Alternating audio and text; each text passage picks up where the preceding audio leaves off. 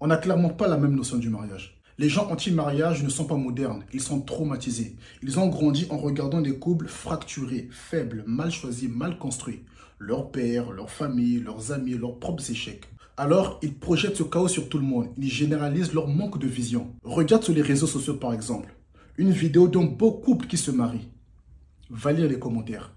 Ils ne vont pas durer. Ça ne tiendra pas. Je leur donne pas 5 ans. Dans une année, elle va lire l'heure, etc. Des prédictions de malédiction dites par des gens célibataires aigris ou qui sont super malheureux dans leur propre couple. Parce qu'une personne qui est heureuse et alignée dans sa vie et dans son couple ne le dira jamais, jamais de la vie. Avant même d'être en couple, tu te méfies déjà. L'échec est devenu une norme supposée. Et tout le monde se protège d'un danger qu'ils n'ont jamais rencontré parfois. En fait, le problème n'a jamais été le mariage. Le problème, c'est les gens qui choisissent sans clarté. C'est l'immaturité affective, l'absence de vision, l'absence d'exigence. Et il faut être à la hauteur de ces exigences. Et les blessures non guéries, déguisées en opinion moderne. Beaucoup de gens ne sont pas anti-mariage.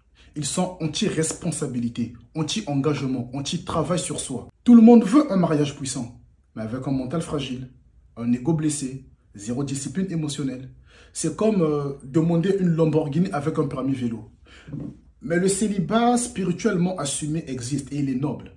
Mais le célibat traumatique, celui basé sur la fuite, est 10 000 fois plus répandu. Il se déguise très bien en indépendance. La vérité, c'est que tu peux être discipliné, talentueux, ambitieux. Si ta maison est instable, ton ascension sera bancale. Si ton foyer n'est pas solide, ta trajectoire se fragilise. Le couple est un socle solide de croissance, de puissance et de longévité. C'est facile de dire ça ne marche plus entre nous. Mais la majorité des gens entrent dans le couple sans vision, sans intention, avec la peur d'être seul plutôt que l'ambition de bâtir ensemble. Regarde bien, l'élite, les millionnaires, les milliardaires, les PDG, les artistes de haut niveau, ils sont presque toujours mariés.